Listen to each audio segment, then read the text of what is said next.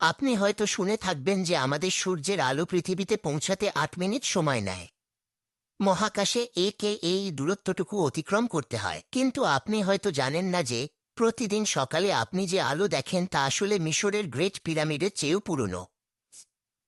সেই আলোর যাত্রা শুরু হয়েছিল সূর্যের কেন্দ্র থেকে, এবং অবশেষে মুক্ত হয়ে এখানে আসার আগে এটি হাজার হাজার বছর ধরে উত্তপ্ত, তেজস্ক্রিয়, তড়িৎ চৌম্বকীয় বিশৃঙ্খলার মধ্য দিয়ে লড়াই করে পথ করে নিয়েছে। মানবজাতির অস্তিত্বের শুরু থেকেই সূর্য তাদের মুগ্ধ করে রেখেছে। কিন্তু এই তো এইমাত্র নাসার সবচেয়ে উন্নত কিছু মহাকাশযানের কল্যাণে আমরা অবশেষে বুঝতে শুরু করেছি যে সূর্য আসলে কিভাবে কাজ করে। এটি আকাশের একটি বিশাল অগ্নিগোলকের চেয়েও অনেক বেশি কিছু, এবং সূর্যের অভ্যন্তরে নাসা যা খুঁজে পেয়েছে তা পৃথিবীতে জীবন সম্পর্কে আপনার দৃষ্টিভঙ্গি চিরতরে বদলে দেবে। দেখুন, এর সবকিছুই শুরু হয়েছিল একটি মেঘ থেকে। সূর্য একটি নক্ষত্র, আর নক্ষত্ররা এমনি এমনি কোথা থেকে আসে না। শত শত আলোকবর্ষ জুড়ে বিস্তৃত এই অকল্পনীয় বিশাল গ্যাসের মেঘ থেকে তাদের জন্ম হয়। কিন্তু এই সমস্ত উপাদান কোথা থেকে আসে? আসলে বিগ ব্যাং এর মুহূর্তেই সমস্ত পদার্থের সৃষ্টি হয়েছিল, কিন্তু সাম্প্রতিক মহাজাগতিক ইতিহাসে মাত্র কয়েক বিলিয়ন বছর আগে এই নক্ষত্র গঠনকারী মেঘগুলো আসলে তৈরি হয়েছিল অন্যান্য নক্ষত্রের দ্বারা, যেগুলো জন্ম নিয়েছিল, মারা গিয়েছিল এবং বিস্ফোরিত হয়েছিল, এবং তাদের সংগৃহীত হাইড্রোজেন, হিলিয়াম ও ভারী মৌলগুলোকে ছায়াপথ জুড়ে ছড়িয়ে দিয়েছিল। তাই এক অর্থে সূর্য পুনর্ব্যবহৃত নক্ষত্র ধূলি দিয়ে তৈরি। এখন সময়ের সাথে সাথে সেই ধ্বংসাবশেষগুলো একত্রিত হয়ে জমাট বাঁধবে, এবং এই সংগ্রহ যত বড় হবে তত বেশি মহাকর্ষ তৈরি হবে, এবং এটি আরও বেশি ধ্বংসাবশেষ আকর্ষণ করবে, যতক্ষণ না পর্যন্ত এই বিশাল নক্ষত্র গঠনকারী ইঞ্জিনটি সক্রিয় হওয়ার অপেক্ষায় থাকবে। অবশেষে লক্ষ লক্ষ বা কোটি কোটি বছর ধরে ছায়াপথে ভেসে বেড়ানোর পর মেঘটি নিজেকে একটি দানবীয় নক্ষত্রের খুব কাছাকাছি দেখতে পাবে।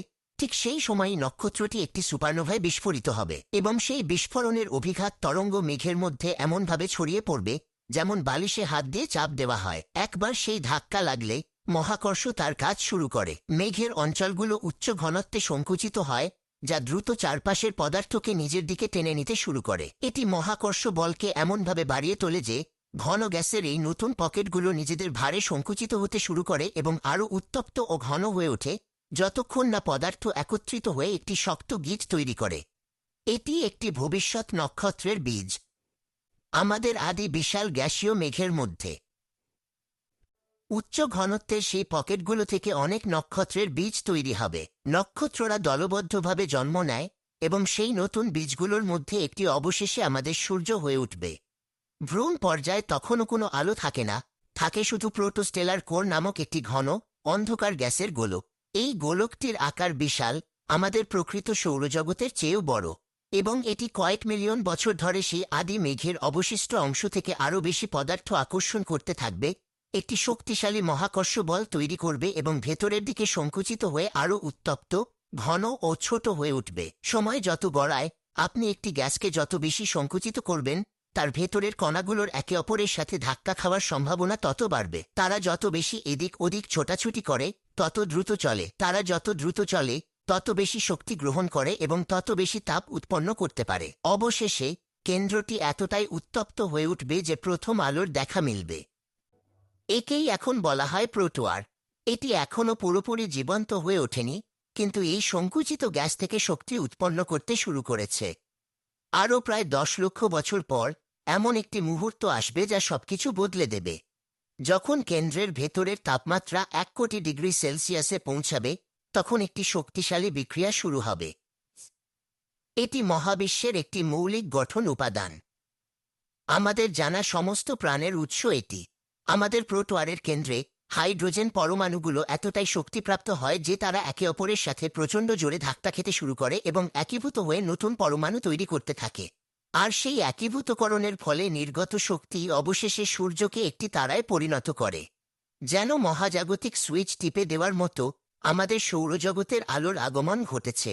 এদিকে কেন্দ্রের বাইরে আমাদের গ্যাসের গোলকটি ঘুরতে শুরু করেছে, আর সেই মুহূর্তে কিছু পদার্থ মহাকর্ষের মেরুর বিরুদ্ধে প্রতিরোধ গড়ে তুলবে, এবং সূর্য সেগুলাকে নিজের দিকে টেনে নিতে পারবে না। এই সব কিছু ঘটে মাঝখানে, অর্থাৎ বিষুবরেখায়, কারণ এই অংশেই গোলকটি সর্বোচ্চ ঘূর্ণন গতিবেগ অনুভব করে। ওপরে এবং নিচে থাকা সবকিছু আরও ধীরে ঘোরে, এবং সেগুলোই ক্রমাগত কেন্দ্রের দিকে নিচে টেনে নেওয়া হতে থাকে। সুতরাং আরও কয়েক মিলিয়ন বছর ধরে আমাদের আদি গ্যাসের গোলকটি চ্যাপ্টা হয়ে একটি ঘূর্ণায়মান চাকতিতে পরিণত হয়, যার কেন্দ্রে থাকে আমাদের সদ্য গঠিত সূর্য। সেই চাকতি থেকেই আমাদের সৌরজগতের সমস্ত গ্রহ, উপগ্রহ এবং ধূমকেতু ধীরে ধীরে গঠিত হয়েছিল। কিন্তু তবুও যতক্ষণ না সূর্য তার উষ্ণতা সৌরজগতের ভেতরের দিকের গ্রহগুলোতে ছড়িয়ে দেওয়ার মতো যথেষ্ট শক্তি অর্জন করে, ততক্ষণ পর্যন্ত কোনো প্রাণ বা তরল জলের অস্তিত্ব থাকতে পারে না। নক্ষত্রের গভীরে রয়েছে তার কেন্দ্র, এমন একটি অঞ্চল যা সূর্যের আয়তনের প্রায় 1/4 হলেও এর অর্ধেক শক্তি ধারণ করে। এখানকার পরিবেশ প্রায় অবর্ণনীয়। তাপমাত্রা 15 মিলিয়ন ডিগ্রি। এখানকার চাপ পৃথিবীর মহাসাগরের তলদেশের চাপের চেয়ে 250 বিলিয়ন গুণ বেশি। এই পরিস্থিতিতে পরমাণুগুলো একসাথে জুড়ে যায় এবং ছিন্ন ভিন্ন হয়ে যায়। এই প্রক্রিয়ায় পরমাণুগুলো থেকে মুক্ত ইলেকট্রন নির্গত হয় এবং এর ফলে নক্ষত্রের ভেতরের উত্তপ্ত ঘন তরল পদার্থের মধ্য দিয়ে বিদ্যুৎ প্রবাহ শুরু হয়। যখন ইলেকট্রন প্রবাহিত হতে শুরু করে, তখনই গ্যাস প্লাজমা নামক একটি অবস্থায় রূপান্তরিত হয়। এটি পদার্থের চতুর্থ অবস্থা। আমরা জানি যে কোনো কঠিন পদার্থে শক্তি যোগ করলে তা গলে তরলে পরিণত হতে পারে এবং সেই তরলে আরও শক্তি যোগ করলে তা বাষ্পীভূত হয়ে গ্যাসে পরিণত হতে পারে। যখন সেই গ্যাসে আরও বেশি শক্তি যোগ করা হয়, তখন তা প্লাজমায় পরিণত হতে পারে। আর সূর্য ঠিক এই পদার্থ দিয়েই তৈরি, যা পদার্থের একটি চতুর্থ অবস্থা এবং যা কেবল চরম পরিস্থিতিতেই বিদ্যমান থাকে। আমাদের সূর্যের ভেতরের এই শক্তির উৎস হল নিউক্লিয় ফিউশন। এর শুরু হয় মহাবিশ্বের সবচেয়ে হালকা এবং সবচেয়ে প্রাচুর্যপূর্ণ পরমাণু হাইড্রোজেন দিয়ে। একটি হাইড্রোজেন পরমাণুর কেন্দ্রে একটি প্রোটন থাকে, যা ধনাত্মক চার্জযুক্ত। আর ঠিক যেমন একটি চুম্বকের দুটি ধনাত্মক প্রান্তকে একসাথে ঠেলার চেষ্টার মতো, হাইড্রোজেন পরমাণুর ভেতরের প্রোটনগুলোর একে অপরকে বিকর্ষণ করার প্রবণতা থাকে। কিন্তু সূর্যের শক্তি মহাবিশ্বের একমাত্র শক্তিগুলোর মধ্যে একটি যা এদেরকে একত্রিত করতে সক্ষম। এর ফলে ফিউশন বিক্রিয়ার একটি শৃঙ্খল শুরু হয়। দুটি হাইড্রোজেন পরমাণু একত্রিত হয়ে হাইড্রোজেনের একটি ভারী রূপ তৈরি করে, যাকে ডিউটিয়াম বলা হয়, যা পরবর্তীতে আরেকটি হাইড্রোজেন পরমাণুর সাথে মিলিত হয়ে হিলিয়াম-3 এ পরিণত হয় এবং অবশেষে দুটি হিলিয়াম-3 পরমাণু একত্রিত হয়ে হিলিয়াম-4 তৈরি করে। এই ধারাবাহিক ঘটনা প্রবাহ, যাকে প্রোটন প্রোটন শৃঙ্খল বলা হয়, সূর্যের উৎপাদিত মোট শক্তির 99% জন্য দায়ী। কিন্তু এই শক্তি আসে কোথা থেকে? আচ্ছা, এটা মনে রাখা গুরুত্বপূর্ণ যে ফিউশন প্রক্রিয়ার ভেতরে 1+1=2 হয় না। এ কারণে দুটি একক প্রোটনযুক্ত হাইড্রোজেন পরমাণু একত্রিত হয়ে একটি দ্বৈত প্রোটনযুক্ত হিলিয়াম পরমাণুতে পরিণত হয় না। তারা কেবল একটি ভারী হাইড্রোজেন তৈরি করে এবং এই প্রক্রিয়াটি ফিউশন শৃঙ্খলের প্রতিটি ধাপে বারবার ঘটে। সুতরাং এখন আমরা জানি যে প্রতিবার এই ফিউশন ঘটলে ফলস্বরূপ পরমাণুটির ওজন তার মূল পরমাণুগুলোর মোট ওজনের চেয়ে সামান্য কম হয়। এর মানে হলো কিছু একটা হারিয়ে যায়, কিন্তু সেই হারিয়ে যাওয়া ভর শুধু অদৃশ্য হয়ে যায় না, এটি সরাসরি শক্তিতে রূপান্তরিত হয়। আইনস্টাইনের বিখ্যাত সমীকরণটি এটাই বর্ণনা করে। E=mc² বর্গ, অর্থাৎ শক্তি হল ভর গুণ আলোর গতি গুণ আলোর গতি, যা একটি বিশাল সংখ্যা। খুব সহজ ভাষায় এটি আমাদের বলে যে অবিশ্বাস্য রকম অল্প পরিমাণ ভরও অবিশ্বাস্য রকম বিপুল পরিমাণ শক্তিতে রূপান্তরিত হতে পারে। এর জন্য শুধু একটি বিশেষ প্রক্রিয়া শুরু হওয়া প্রয়োজন। প্রতি সেকেন্ডে সূর্য তার নিজের 43 লক্ষ টন ভরকে বিশুদ্ধ শক্তিতে রূপান্তরিত করে। বিষয়টি সহজভাবে বলতে গেলে এটি প্রায় 30 লক্ষ গাড়ির ভরের সমান, যা প্রতি সেকেন্ডে অবিরামভাবে ধ্বংস হয়ে শক্তিতে পরিণত হচ্ছে। এই ব্যবস্থার সৌন্দর্য হল এটি সব ভারসাম্যপূর্ণ। ফিউশন বিক্রিয়া যত বাড়তে থাকে, এর উৎপাদিত শক্তি মাধ্যাকর্ষণের নিষ্পেষণকারী অভ্যন্তরীণ টানের বিরুদ্ধে বাইরের দিকে ধাক্কা দেয়। এটি পূর্বে আলোচিত ধসে পড়ার প্রক্রিয়াকে থামিয়ে দেয় এবং সূর্য হাইড্রোস্ট্যাটিক ভারসাম্য নামক একটি স্থিতিশীলতা স্তরে পৌঁছায়, যেখানে মাধ্যাকর্ষণ ভেতরের দিকে টানে, শক্তি বাইরের দিকে ধাক্কা দেয় এবং অন্তত এখনকার জন্য সবকিছু নিখুঁত ভারসাম্যে থাকে। সুতরাং কেন্দ্রে শক্তি তৈরি হওয়ার পর আপনি হয়তো ভাবতে পারেন যে তা সোজা মহাকাশে ছুটে যায় এবং কয়েক মিনিটের মধ্যেই পৃথিবীতে পৌঁছে যায়। বাস্তবে কেন্দ্র থেকে ভূপৃষ্ঠে পৌঁছাতে প্রায় অকল্পনীয় পরিমাণ সময় লাগে, প্রায় 10,000 থেকে 1,70,000 বছর। এর কারণ হল সূর্যের অভ্যন্তর্ভাগ অত্যন্ত ঘন। শুধুমাত্র কেন্দ্রটি লোহার চেয়ে প্রায় 20 গুণ বেশি ঘন।